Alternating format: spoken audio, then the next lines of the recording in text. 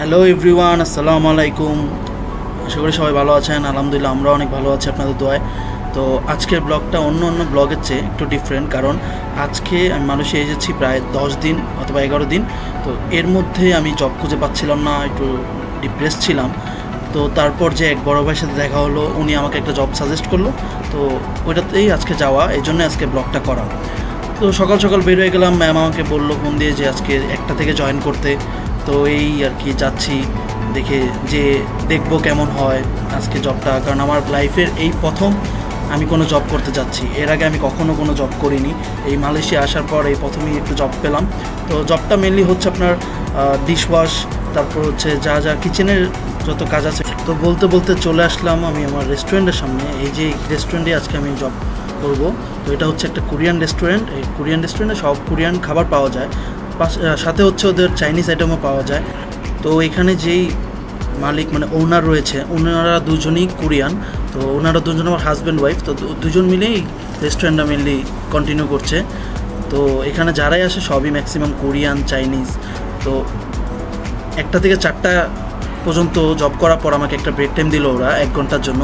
তো আজকে রবিবার ছিল বলে অনেক বেশি একটু চাপ ছিল, ডিশ অনেক বেশি ছিল, প্লাস হচ্ছে কিচেনের রান্নাবান্না আরও অনেক কিছু কাজ ছিল। তো এই জন্য আজকে চাপটা বেশিই হচ্ছিলো। আমি বের হলাম, বের হয়ে আমি আশেপাশে একটু ঘুরলাম, জায়গাটা চিনলাম, নতুন জায়গা একটু এক্সপ্লোর করলাম। তো এরপর কিছু হালকা পাতলা নাস্তা কিনে আমি খাওয়া শেষ করলাম। শেষ করে আবার জবে ঢুকে গেলাম, জব জয়েন করলাম। করার পরে দেখলাম যে আমি যতটুকু শেষ করে এসেছি তার চেয়ে ডাবল জমে গেছে আবার ডিশ। তো যেহেতু বললামই আজকে সানডে ছিল, এই জন্য আজকে আমার চাপটা অনেক বেশি ছিল। এই জন্য আমার অনেকগুলো ডিশও ধোয়া লাগছে, আবার সাথে সাথে মানে যারা কিচেনে ছিল তাদেরও অনেক হেল্প করা লাগছে। তো এই জন্য আর কি একটু টাইমও পাইনি কিচেনে কোনো ভিডিও করার। প্রায় 9 ঘন্টা বা 9.5 ঘন্টা পর আমার হাতের অবস্থা পুরো সাদা হয়ে গিয়েছিল, কারণ 9 ঘন্টা পানিতেই ছিল হাত। তো এত চাপের জন্য আমি হাত বেরই করতে পারতেছিলাম না, এই জন্য আমার হাত পুরো সাদা হয়ে গেছিলো। তারপর বের হয়ে দেখলাম অনেক টায়ার্ড লাগতেছে, অনেক টায়ার্ড ছিলাম। মানে আমি এক্সপেক্ট করিনি যে এত কাজ হবে সানডেতে। তো বের হওয়ার পর আমি বুঝতেছিলাম না কীভাবে যাব, কারণ আমার এখানে থেকে এখানে আসতে যেতে এলআরটি ইউজ করা যায়, বাট আমি চাচ্ছিলাম না এলআরটি পর্যন্ত হেঁটে যেতে, কারণ ওই এনার্জিটা আমার মধ্যে ছিল না। এই জন্য আমি কী করার গ্যাব কল করলাম। গ্যাব হচ্ছে আমাদের বাংলাদেশের উবারের মতো আর কি, যে কোনো সময় যে কোনো জায়গায় আমি এটা ইউজ করতে পারবো। তো উবার গ্র্যাব কল করার পর গ্র্যাব আসলো, তারপর উঠলাম। তারপর আমি আমার টাকা গুনছিলাম, যে আসলে বুঝলাম যে ইনকাম করা এত সোজা না। আসলে ইনকাম যায় শুধু 80 রিঙ্গিতের জন্য, 80 বা 90 রিঙ্গিতের জন্য সারাদিন এই খাটার পর যে এত কষ্ট করে তারপর যে বাসায় ফিরা, এটা আসলেই অনেক কষ্ট। কিন্তু না, প্রতিদিন থাকে না ওদের।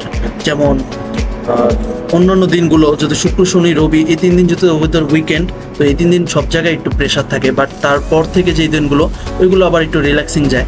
তো এই আর কি। তো এখন ভাবতেছি যে কন্টিনিউ করবো না কি করবো না। তারপর বাসায় আসার পর আমার রুমমেটটা আমাকে বোঝালো যে না, আসলে জব পাওয়া এখানে একটু টাফ, প্রথম এসে একটু টাফের মতোই। তো ওই জন্য আর কন্টিনিউ মানে ছাড়া হলো না, ভাবলাম কন্টিনিউ করি, যেহেতু 3 দিন একটু কষ্ট করব। আর যেহেতু স্টুডেন্ট অবস্থায় জব করব, একটু তো ম্যানেজ করতে হবে নিজেকে। এই জন্য আর কি আর পিছিয়ে পেলাম না। হ্যাঁ, আমি কালকে থেকে আবার কন্টিনিউ করব। তো দেখা যাক কি হয়।